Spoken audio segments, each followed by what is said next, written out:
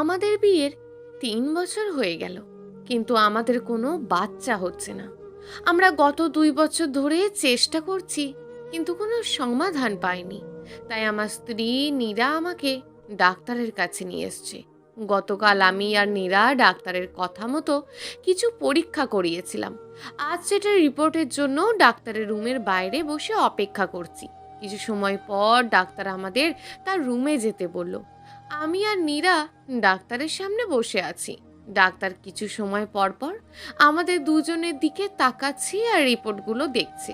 রিপোর্টগুলো দেখার পরে ডাক্তার বলল, আপনারা কি আগে কোনো ডাক্তারকে দেখিয়েছেন?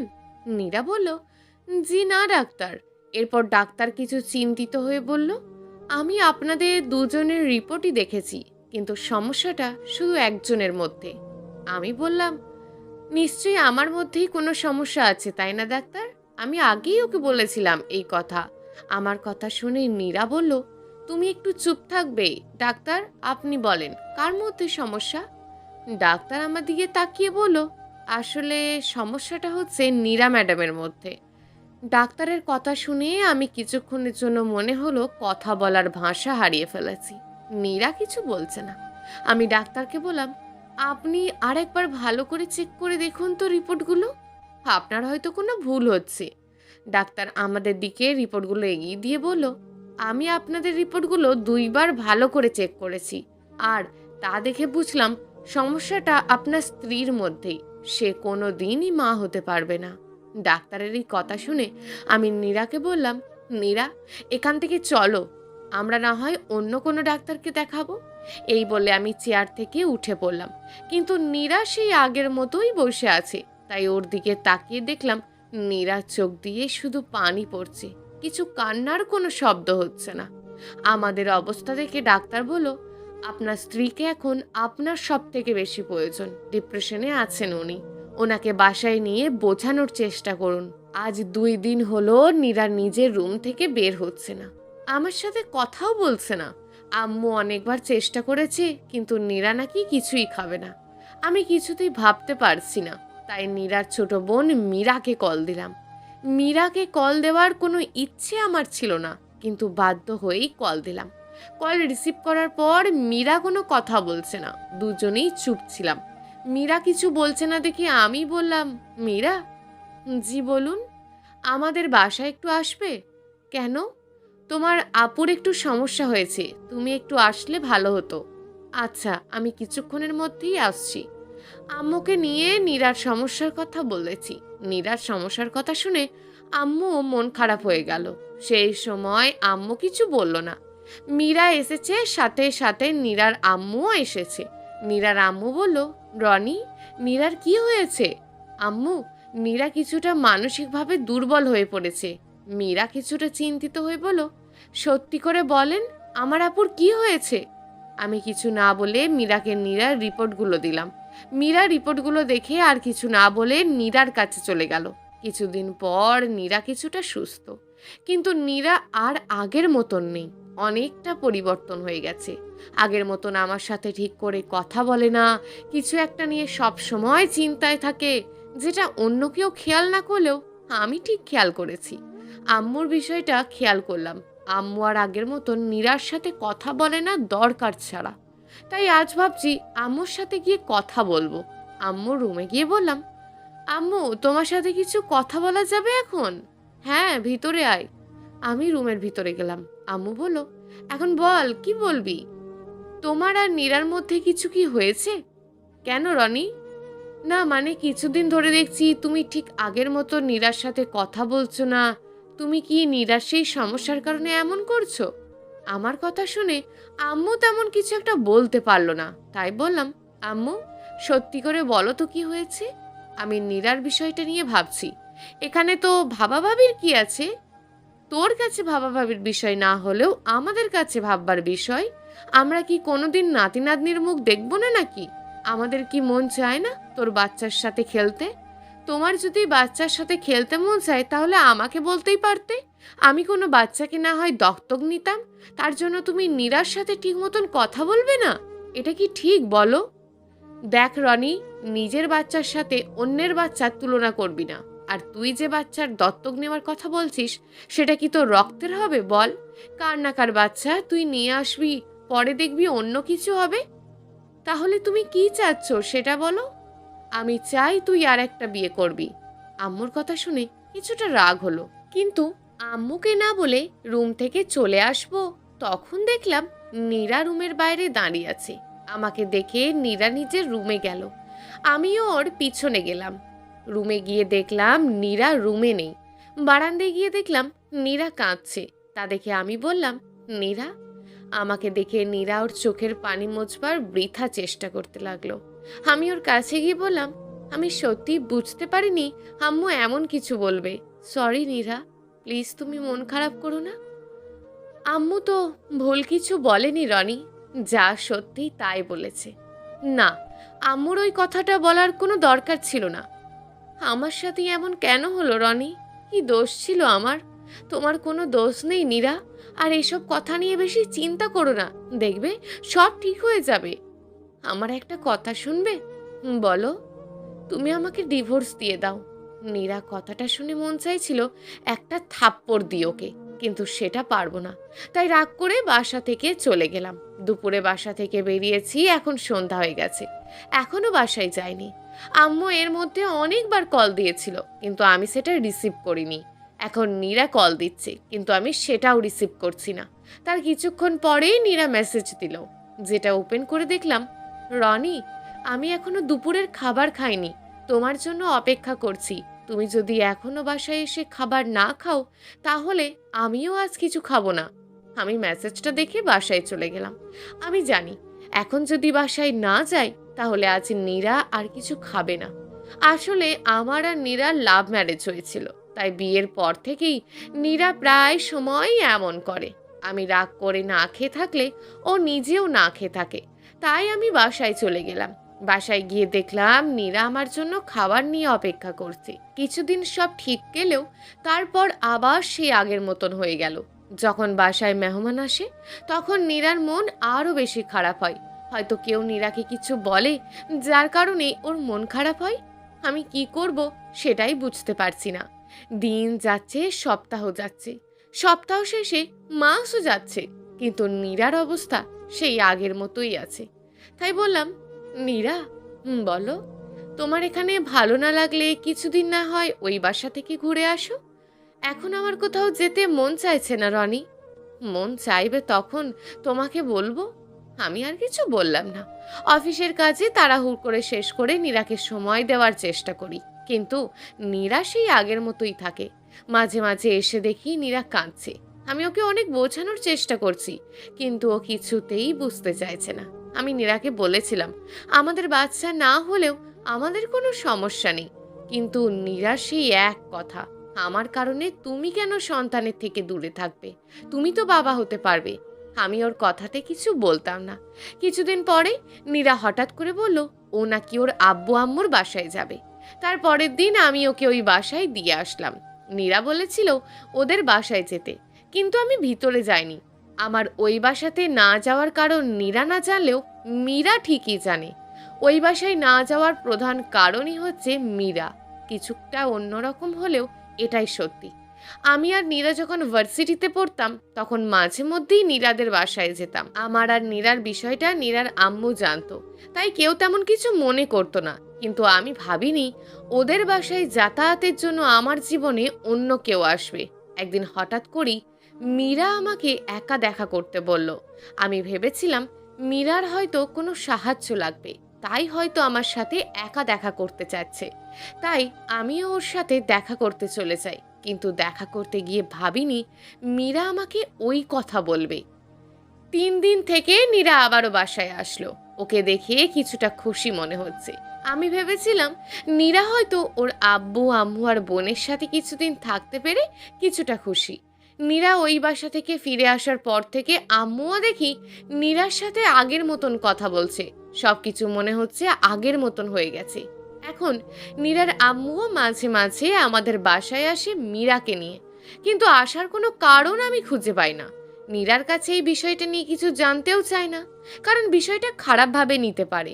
সামনেই নীরার জন্মদিন, তাই ভাবছি ওকে ভালো কিছু একটা গিফট দেব। তাই নীরাকে বললাম, এইবার জন্মদিনটা কোথায় করলে ভালো হয়? নীরা বলল, এইবার জন্মদিনটা আমাদের বাসাতেই হবে। যেহেতু ও এই বাসাতেই করতে চাইছে, তাই আমি আর কিছু বললাম না। আজ নীরার জন্মদিন, তাই বাসায় কিছুটা আয়োজন করা হয়েছে, কিন্তু কাউকেই দেওয়ার দেওয়া হয়নি, শুধু নীরাদের বাসার মানুষদের বাদে। যেহেতু নীরার জন্মদিন, তাই ও যা চাইছে তাই করতে দিলাম। সন্ধ্যার পর নাকি নীরার বাসার লোকজন আসবে।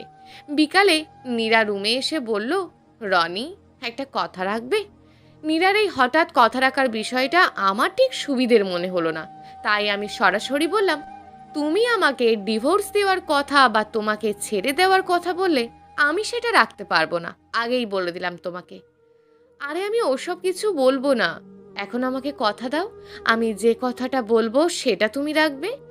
আমি নীরার কথা শুনে ভাবলাম, নীরা যেহেতু বলছে ও ওইসব কিছু বলবে না, তাই আমি আর কিছু না ভেবে বললাম, আচ্ছা, কথা দিলাম, তুমি যা বলবে তা আমি রাখবো। নীরা আমাকে জড়িয়ে ধরে কান্না করে দিল। আমি নীরার এই কাণ্ড দেখে কিছুটা ভয় পেয়ে গেলাম। নীরার আবারও কিছু হলো নাকি? আমি বললাম, এই নীরা, কি হয়েছে তোমার? কান্না করছো কেন? কেউ কি কিছু বলেছে তোমাকে? নীরা কোনো কথা বলছে না, শুধু কাঁদছে। মনে হয় ও কিছু হারিয়ে ফেলেছে, যার জন্য এইভাবে কাঁদছে। কান্না করতে করতে বলল, রনি, তুমি কিন্তু আমাকে কথা দিয়েছো, তুমি আমার কথাটা রাখবে? হ্যাঁ, আমি বলেছি তোমার কথাটা রাখবো। তাহলে কান্না করছো কেন? প্লিজ কান্না করা বন্ধ করো। কিন্তু নীরা তাও কান্না থামাচ্ছে না। কান্না করতে করতে বলল, রনি, তুমি আজই মীরাকে বিয়ে করবে। আমি নীরার কথা শুনে কিছু সময় ওর দিকে তাকিয়েছিলাম, কিছু বলতে পারলাম না। যেই মেয়ে আমার সাথে কোনো মেয়েকে দেখতে পারতো না, সে আজ বলছে আমাকে আর একটা বিয়ে করতে। বাসর ঘরে বসে আছি মীরার সাথে, কিছু সময় আগেই মীরার আর আমার বিয়ে হয়েছে। জানি না মীরা কেন এই কাজটা করলো। হয়তো মীরা কিছু একটা ভেবেই কাজটা করেছে, কিন্তু সেটা আমাকে একবার বলা দরকার মনে করলো না। মীরার ভালো করেই জানে আমি ওর কথা কোনোদিন না করিনি। এমনকি নীরা যেদিন আমাকে বলেছিল আমরা কাজী অফিসে গিয়ে বিয়ে করব, সেটাতেও আমি কিছু বলতে পারিনি। তারপরের দিনই নীরা আর আমি কাজী অফিসে গিয়ে বিয়ে করে নিই। পরে দুই পরিবারকে আমাদের বিয়ের কথা জানাই। মীরাকে বললাম, তুমি কেন এই বিয়েতে রাজি হলে? আমার কথা শুনে মীরা কিছু বলল না, তাই আমি আবারও জিজ্ঞেস করলাম। এইবার মীরা শুধু আমার দিকে তাকালো। মীরাকে দেখে কিছু বলার আর সাহস হলো না। ভাবিনি এমন কিছু হবে। মীরা কাঁদছে, কান্নার কারণে চোখ ফুলে লাল হয়ে গেছে, কিন্তু কোনো শব্দ করে কাঁদছে না, নীরবে কাঁদছে। হঠাৎ করে মীরা এসে আমাকে জড়িয়ে ধরেই কান্না করতে লাগলো আর বলল, আমি সত্যিই চাইনি এই বিয়েটা করতে, কিন্তু আপু কিভাবে জানি জেনে গেল আমি আপনাকে ভালোবাসি। আমি সত্যি বলছি, সেই দিন শুধু একবার আপনাকে বলেছিলাম আমি আপনাকে ভালোবাসি, আর কাউকেই কথা বলিনি, আর জানতেও দিইনি। আমাকে ভুল বুঝবেন না। মীরার বিষয়টা আমি জানতাম। সেদিন মীরা আমাকে দেখা করতে বলে ও আমাকে ভালোবাসে সেটা বলে দেয়, কিন্তু আমি যে নীরাকে ভালোবাসি সেটা বলে চলে আসি, আর বলে দিই আমার সাথে আর কোনো যেন দেখা না করে। মীরা আমার কথাটা ঠিকই রেখেছিল। সেই দিনের পর থেকে মীরার সাথে আমার আর দেখা হয়নি। পরে একবার দেখা হয়েছিল, সেটা নীরা আর আমার বিয়ের সময়। মীরার ভালোবাসা যে সত্যি সেটা আমি আগেই জানতাম, তার কারণেই আমি মীরার সাথে আর দেখা করতে চাইনি। আজ সেই ভালোবাসার মানুষের সাথে আছে ঠিকই, কিন্তু আমি ওকে ভালোবাসি কথাটা বলতে পারবো কিনা সেটা জানি না। সকালে ঘুম থেকে উঠে খেয়াল করলাম রাতে মীরা যেভাবে জড়িয়ে ধরেছিল এখনো ঠিক সেভাবেই আছে। মনে হয় কান্না করতে করতে ঘুমিয়ে গেছে। আমি মীরাকে খাটে শুইয়ে দিয়ে ফ্রেশ হতে চলে গেলাম। ফ্রেশ হয়ে এসে দেখি মীরা ঘুম থেকে উঠে গেছে, তাই মীরাকে ফ্রেশ হতে বলে আমি নীরার রুমে গেলাম। নীরা এক পাশে কাঁধ হয়ে শুয়ে আছে। আমি ওর পাশে বসে ওকে ডাক দিয়ে বললাম, নীরা। আমার ডাক শুনে নীরা উঠে বসলো। তার মানে নীরা জেগেই ছিল। খেয়াল করে দেখলাম নীরার চোখ লাল হয়ে আছে। রাতে মনে হয় নীরা ঘুমায়নি। আমি নীরাকে খাটে রেখে রুমের দরজাটা বন্ধ করে দিয়ে এসে নীরাকে বুকে নিয়ে বললাম, এখন ঘুমাও। আমার সাথে এমন কেন হলো রনি? তোমাকে না বলেছি ঘুমাতে? তাহলে কথা কেন বলছো? আমার উপর রেগে আছো না এখনো? না, আমার কাছে আর কোনো উপায় ছিল না। আমি এখন এই বিষয় নিয়ে কোনো কথা বলতে চাই না, তাই চুপ করে ঘুমাও, পরে এই বিষয় নিয়ে কথা বলবো। মীরা আর কিছু বলল না, হয়তো ঘুমিয়ে গেছে। আমি মীরার বিষয় নিয়ে বেশি চিন্তিত। মীরার আব্বু কিভাবে রাজি হলো বিয়ের জন্য? তাকে দেখে তো তেমন মানুষ মনে হয় না। মীরার আব্বু আর মীরার আব্বুর মধ্যে স্বভাব অনেকটাই আলাদা। সকাল 10টার পরে নাস্তা করতে গেলাম। আম্মুকে আজ অনেকটাই খুশি লাগছে। মনে হয় আমাদের বাসায় আজ উৎসব। আজ নাকি মীরা সবার জন্য নাস্তা বানিয়েছে। নাস্তা করার সময় আমার দুপাশে নীরা আর মীরা বসলো। নাস্তা শেষ করে মীরাকে বললাম একবার রুমে আসতে। নীরা বলল, মীরা তুই এখনই যা, আমি এই দিকের কাজগুলো শেষ করে দিচ্ছি। মীরা কিছু না বলে রুমে চলে আসলো। মীরাকে রুমে আসতে দেখে আমি বললাম, তোমার আব্বু বিয়েতে রাজি হলো কিভাবে? মীরা হয়তো ভাবেনি আমি ওর কাছে এই কথাটা জানতে চাইবো, সেটা ওকে দেখেই বোঝা যাচ্ছে। মীরা কিছুটা চিন্তিত হয়ে বলল, আপনি হঠাৎ এই কথা কেন জানতে চাইছেন? আমি যেটা জানতে চাইছি সেটার উত্তর দাও আগে। আব্বুকে আমার বিয়ের বিষয়ে এখনো কিছু বলা হয়নি। কেন? তাকে বলা হয়নি কেন? আমি সবাইকে বলতে না করেছিলাম। আমি আর কিছু বললাম না, কারণ মীরাকে এখন কিছু বলেও কোনো লাভ হবে না। বিকালে নীরার আব্বু আম্মু আমাদের বাসায় এসেছে। আম্মু তাদের খাবারের কাজ নিয়ে বিজি হয়ে গেল। রাতে আমাদের সাথে ডিনার করে নীরার আব্বু আম্মু চলে গেল। রাতে ঘুমানোর সময় মীরাকে বললাম, তুমি কি আজ একা ঘুমাতে পারবে এই রুমে? মীরা হেসে বলবে, জি, কোনো সমস্যা নেই, আপনি আপুর কাছে যান, আমার একা ঘুমানোর অভ্যাস আছে। আমি কিছু আর না বলে নীরার রুমে চলে গেলাম। নীরা আমাকে ও রুমে দেখে বলল, রনি কিছু কি বলবে? না, কিছু বলবো না। তাহলে এখানে আসলে যে? নিজের রুমে আসতে কি এখন অনুমতি নিয়ে আসতে হবে নাকি? আমার কথা শুনে নীরা পুরো চুপ হয়ে গেল। আমি গিয়ে নীরার পাশে শুয়ে পড়লাম। সকালে নাস্তা করে অফিসের কাজ করতে লাগলাম। ম্যানেজার কল দিয়ে বলে দিয়েছি আজ অফিসে যাব না। দুপুরবেলা আমার মামাতো বোন তানিয়া এসেছে। এসেই প্রথমে আমার রুমে আসলো। এসে বলল, ভাইয়া তুমি এটা কি করলে? কেন, কি হয়েছে? তুমি নাকি নীরার ভাবি ছোট বোনকে বিয়ে করেছো? হ্যাঁ তো। তো মানে নিজের স্ত্রীর আপন ছোট বোনকে কেউ বিয়ে করে? আমি তানিয়ার কথা শুনে কিছুটা অবাক হয়ে বললাম, তোকে এই কথা কে বলেছে? নীরার আপন বোন মীরা। আমরা সবাই তো জানি নীরা ভাবির আপন বোন ছোট বোন মীরা। আচ্ছা, আমার এত সময় নেই তোকে এত কথা বলার, তুই নীরার থেকে শুনে নে। নীরা, একটু রুমে আসো তো। আমি ডাক দেওয়ার কিছুক্ষণের মধ্যেই নীরা রুমে এসে হাজির। নীরা বলল, আমাকে ডেকেছো? তানিয়াকে একটু বুঝিয়ে বলো তোমার আর মীরার সম্পর্কের বিষয়। তানিয়া, তুমি আমার সাথে আসো। এই কথা বলে নীরা আর তানিয়া আমার রুম থেকে চলে গেল। নীরা মীরার রুমে গিয়ে বলল, মীরা। হ্যাঁ আপু, বলো। এ হচ্ছে তানিয়া, রনির মামাতো বোন, আমাদের আদরের ননদিনী। তানিয়াকে একটু আমার আর তোর সম্পর্কের কথা বল। আমার কিছু কাজ আছে, তাই তানিয়াকে তুই একটু বল আমাদের সম্পর্কের বিষয়ে।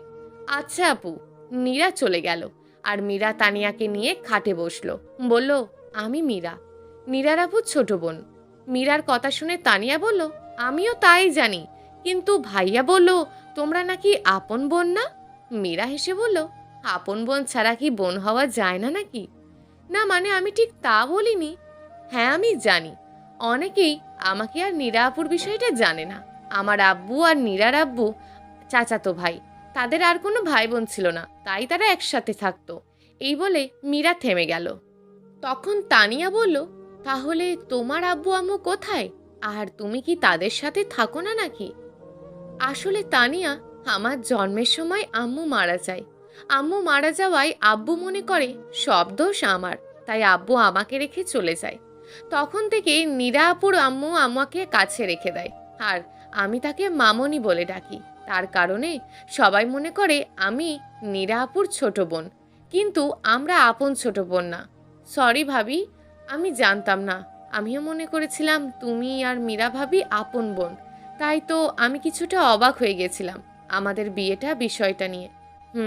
আমি আর আপু সেটা বুঝতে পেরেছি, সমস্যা নেই, এখন তো বুঝতে পেরেছো, তাতেই হবে। ভাবি, একটা কথা বলি? হ্যাঁ বলো। তুমি আর মীরা ভাবিকে দেখে কিন্তু মনেই হয় না তোমরা আপন দুই বোন। মীরা কিছু বলল না, শুধু হাসলো। বিকেলে মামা মামি আসলো। বাসায় একটা খুশির খবর বিষয় শোনা গেল। সেটা হলো সামনের মাসের পর নাকি তানিয়ার বিয়ে। সবাই খুব খুশি ছিল, তাই মনে হচ্ছিল। কিন্তু এর মধ্যে দুজনের মধ্যে খুব বেশি খুশি ছিল না, সেটা হলো নীরা আর মীরা।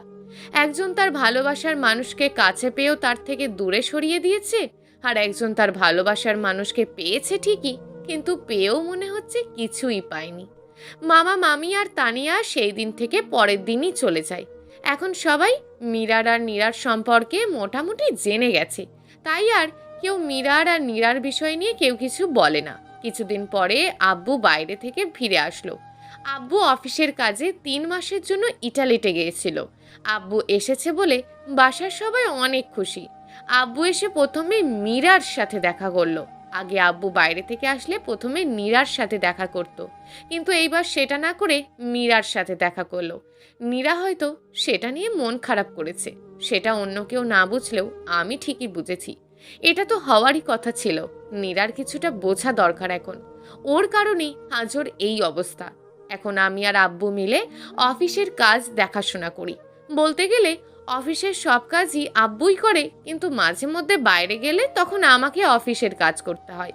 সামনের সপ্তাহে তানিয়ার বিয়ে, তাই তানিয়া বলেছে এখনই ওদের বাসায় যেতে।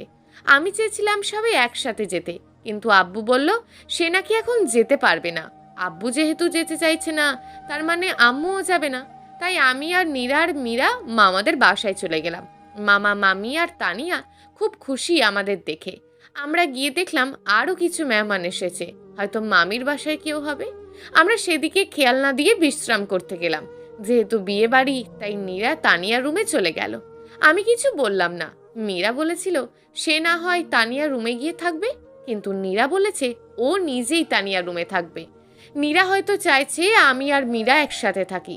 আমার তেমন কোনো ইচ্ছা নেই, যেহেতু এটা আমাদের বাসা না, তাই আমি কিছু বললাম না। রাতের খাবারের সময় মামি আমাদের বাকি মেহমানদের সাথে পরিচয় করিয়ে দিলেন। তারা সবাই মামির বাসার লোক। তারা বড় ভাইয়ের বউ, ছেলে আর ছেলের বউ। দেখে বুঝলাম সেই ছেলে বউয়ের বাবু হবে। মামির ভাবি হঠাৎ করেই নীরা আর মীরার বিষয়টা জানতে চাইল। মামি বলল নীরা আর মীরা দুই বোন, নীরা বড় আর মীরা ছোট। মামির ভাবি বলল তা ওদের স্বামী আসেনি? হ্যাঁ এসেছে তো। ও, তা কোথায় ওদের স্বামী? তখন তানিয়া বলল রনি ভাইয়াই 2 বিয়ে করেছে, আর এই হলো তার 2 স্ত্রী। তানিয়ার কথা শুনে ওর মামির পরিবার মানুষ কিছুটা অবাক হলো। তারা নিজেদের মধ্যে কথা বলছে, এ কেমন কথা, বড় বোনের মনে হয় কোনো সমস্যা আছে, ইত্যাদি ইত্যাদি তারা বলছে। নীরা তাদের কথা শুনে রুমে চলে গেল। নীরা চলে গেল দেখে মীরাও চলে গেল। আমি কিছু বলতে পারলাম না। আমরা তানিয়ার বিয়ে পর্যন্ত ছিলাম ঠিকই, কিন্তু কেউ তেমন একটা কারোর সাথে কথা বলিনি। বিয়ের দিন রাতেই আমরা চলে এসেছি।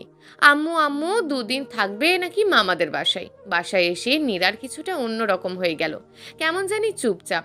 মীরা 2 দিনের জন্য ওদের বাসায় গেছে। আমি অফিস থেকে ফিরে এসে দেখি বাসার দরজাটা কেউ খুলছে না।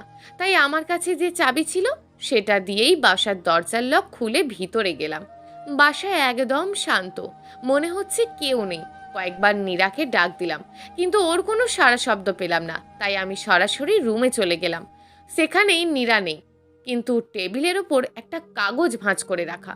আমি সেটা হাতে নিয়ে দেখলাম সেটা নীরার লেখা চিঠি। চিঠিতে লেখা ছিল, রনি, তুমি আমাকে খোঁজবার চেষ্টা করো না। আমি কাউকে কিছু বলিনি এই বিষয়ে। আমি জানি তুমি আমাকে অনেক ভালোবাসো। আমি যদি তোমার সাথে থাকি তাহলে তুমি কোনো দিনই মীরার কাছে যাবে না। আমি কিছুদিন তোমার থেকে দূরে থাকবো ঠিকই, কিন্তু তোমাদের যখন বাবু হবে তার আগেই আমি চলে আসব। আমি জানি মীরা তোমাকে ঠিকভাবে খেয়াল রাখবে। তুমি সেদিন জানতে চেয়েছিলে আমি কেন তোমাকে কাজী অফিসে নিয়ে গিয়ে বিয়ে করতে চাইছি। সেটার কারণ ছিল মীরা। আমি আগেই জেনেছি মীরা তোমাকে ভালোবাসে, তাই আমি সেই দিন হঠাৎ করেই তোমাকে বিয়ের কথা বলি। মীরা যে তোমাকে অনেক ভালো রাখবে সেটা আমি জানি। মীরাকে কষ্ট দিও না রনি, আর আমার এই কথাগুলো কাউকে বলো না। ইতি, তোমার ভালোবাসা। আমি এই চিঠিটা পড়ে সেই সময় অনেক কান্না করলাম। সেদিন কেউ ছিল না আমার পাশে। রাতে যখন মীরা কল দিয়েছিল আমি সেটা রিসিভ করিনি। তার কিছু সময় পর মীরা বাসায় এসে হাজির। আমার অবস্থা দেখে মীরা নিজেও কেঁদে দেয়। পরে যখন মীরা নীরার কথা জানতে চাই তখন আমি কিছু বলতে পারি না। পরের দিন আব্বু আম্মু বাসায় আসে, তারাও নীরার কথা জানতে চায়। তখন আমি কি বলবো ভেবে পাচ্ছিলাম না, শুধু বলেছিলাম নীরার সময় হলে ও ফিরে আসবে। পরে আব্বু আম্মু আমাকে অনেকবার বলেছিল নীরার কথা, কিন্তু আমি কিছুই বলতে পারিনি। নীরা চলে যাওয়ার পরে আমি অনেকটা অন্যরকম হয়ে গিয়েছি। বেশিরভাগ সময় রুমেই বসে থাকতাম। মীরা সব সময় আমার খেয়াল রাখে, কিন্তু মীরা যখন আমার কাছে থাকে তখন ওকে দেখে আমার নীরার কথা আরও বেশি মনে পড়ে। মীরার স্বভাব অনেকটা নীরার মতোই ছিল, তার জন্যই বেশি মনে পড়ে। নীরা চলে যাওয়ার 2 দিন পর নীরার আম্মু প্রথমে এসেই আমার কাছে নীরার বিষয়ে জানতে চায়। তখন আমি তাকেও শুধু বলি নীরা সময় হলে ফিরে আসবে। তিনি হয়তো কিছুটা বুঝতে পেরেছেন নীরা কেন চলে গেছে। তারপর নীরার আব্বু আম্মু আর আমাদের বাসায় আসেনি। 14 মাস হয়ে গেল নীরা চলে গেছে। আমি কিছুদিন ধরে অফিস যাওয়া শুরু করে দিয়েছি। এখন মীরা আর আমার মধ্যে সম্পর্ক অনেকটা এগিয়ে গিয়েছে। গতকাল শুনলাম মীরা সন্তান সম্ভবা। বাসার সবাই অনেক খুশি, আমিও খুশি হয়ে খুশি থাকতে পারলাম না। নীরার সেই কথাটা ঠিক মনে পড়ে গেল। আমি এখন শুধু নীরার অপেক্ষা করছি, কবে আসবে নীরা। আমি জানি ও যেহেতু বলেছে ও ফিরে আসবে, তাহলে নীরা অবশ্যই আমার কাছে ফিরে আসবে। বাসায় আজ তানিয়া এসেছে মীরাকে দেখবে বলে। মীরা ওর রুমে ছিল, আমি বসেছিলাম নীরার রুমে। তানিয়া মীরার সাথে দেখা করে আমার কাছে আসলো। আমি তানিয়াকে দেখে বললাম, কেমন আছিস তুই? ভালো, তুমি কেমন আছো? আমিও ভালো আছি। সত্যি কি তুমি ভালো আছো ভাইয়া? আমি ওর কথার মানেটা ঠিকই বুঝেছি, তাই কিছু বললাম না। তানিয়া আবার বলল, নীরা ভাবির কোনো খোঁজ পেলে? আমি ওকে খুঁজিনি। কেন? যে নিজে থেকে হারিয়ে যেতে চায় তাকে খুঁজে পাওয়া অসম্ভব নয়। তাই বলে তুমি ভাবিকে খুঁজবে না? নীরাকে না খোঁজার একটা কারণ আছে। সেটা কি ভাইয়া? আমি নীরাকে খুঁজে পেলেও ও আমার সাথে আসতে চাইবে না। এখন শুধু অপেক্ষা করছি ওর ফিরে আসার। নীরা ভাবি কি আবার আসবে? হ্যাঁ, আসবে, আর সেটা খুব তাড়াতাড়ি। আমরা সবাই চাই ভাবি আবার ফিরে আসুক। পরে তানিয়ার সাথে আরও কিছু কথা হলো। পরের দিন তানিয়া ওর শ্বশুর বাড়িতে চলে গেল। এখন আমার বেশিটা সময় কাটে বাসায়। সেটার কারণ হচ্ছে মীরা। আমি জানি এখন একটা মেয়ের পাশে তার স্বামীর থাকাটা অনেক প্রয়োজন। বাসায় আম্মু আছে মীরাকে দেখার জন্য, কিন্তু তারপরেও মীরার সাথে কিছুটা সময় থাকা দরকার। একদিন হঠাৎ করেই মীরা বলল, ডেলিভারির সময় যদি আমার কিছু হয়ে যায় তাহলে কি আপনিও আমার সন্তানকে ছেড়ে চলে যাবেন? মীরার এই কথাটা শুনে আমি অনেকটাই অবাক হলাম। তাই বললাম, হঠাৎ এই কথা কেন বলছো? আমার আব্বুও তো আমার সাথে এমনই করেছিল, তাই কথাটা মনে হলো। তেমন কিছুই হবে না, আর এইসব কথা মাথা থেকে বের করো। আচ্ছা, নীরা তোমাকে কি বলে রাজি করিয়েছিল? কিসের কথা বলছেন? তোমাকে বিয়ের জন্য কি বলে রাজি করিয়েছিল? সত্যি বলবো? হ্যাঁ, যেটা সত্যি সেটাই বলো।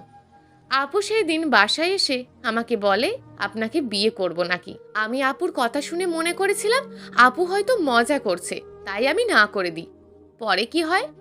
পরে আপু আমার হাত ধরে বলে, প্লিজ মীরা, তুই রনিকে বিয়ে করে নে। আমি জানি তুই ওকে ভালোবাসিস, শুধু বিয়ের পরে আমাকে রনির থেকে দূরে সরিয়ে দিস না। এই বলে আপু সেই দিন অনেক কান্না করে। আপু হয়তো অন্য কোনো মেয়েকে বিশ্বাস করতে পারেনি, তাই আমার কাছে এসেছিল। আর আমিও সেদিন কিছুটা স্বার্থপর হয়ে গিয়েছিলাম আপনাকে পাওয়ার জন্য। তারপরে আপুর কথায় রাজি হয়ে গিয়েছিলাম, কিন্তু আপুকে আপনার থেকে দূরে সরানোর কোনো ইচ্ছে নেই। আমি তো কোনোদিন ভাবিনি আপনাকে পাবো, আর যার জন্য পেয়েছি তার সাথে কিভাবে আমি বিশ্বাসঘাতকতা করি বলুন? আমি মীরার কথা শুনে কিছু বলতে পারলাম না। মীরা আমাকে দ্বিতীয় বিয়েটা করিয়েছে শুধু আমার সন্তানের থেকে বাবা ডাক শোনার জন্য। সেটা কেউ বুঝতে না পারলেও আমি সেটা বুঝে গেছি। আজ মীরাকে ডাক্তার দেখিয়ে আসলাম। ডাক্তার আর 7 দিন পরে মীরার বাবুর ডেলিভারির ডেট দিয়েছে, কিন্তু 4 দিন পরেই মীরার ব্যথা শুরু হয়। আমি সাথে সাথেই মীরাকে হাসপাতালে নিয়ে যাই। মীরার অবস্থা দেখে ডাক্তার বলল আজই নাকি ওর ডেলিভারি করাতে হবে। কথা বলে ডাক্তার মীরাকে রুমে নিয়ে যায়।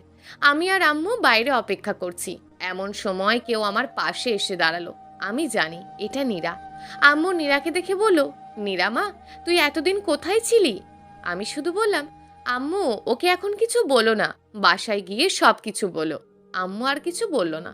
এখন সবাই মীরার বিষয় নিয়ে টেনশন করছে। আমার মীরার সেই কথাটা মনে পড়ল।